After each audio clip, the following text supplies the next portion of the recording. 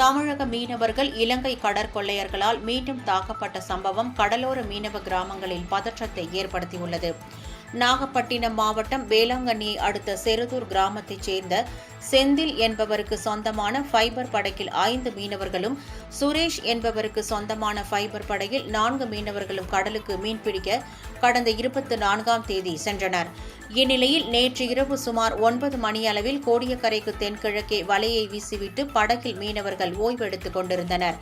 அப்போது சற்றும் எதிர்பாராத வகையில் 2 அதிவேக படகுகளில் வந்த இலங்கை கடற்கொள்ளையர்கள் கத்தி முனையில் மீனவர்களை மிரட்டி படகில் இருந்த உடைமைகளை கேட்டதாக தெரிகிறது.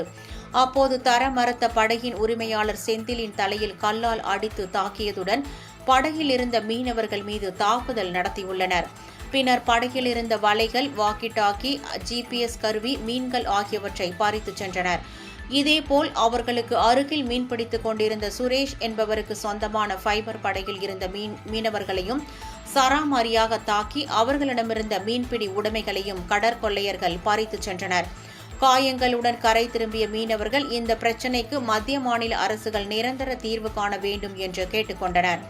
இச்சம்பவம் மீனவ கிராமங்களில் பதற்றத்தை ஏற்படுத்தியுள்ளது.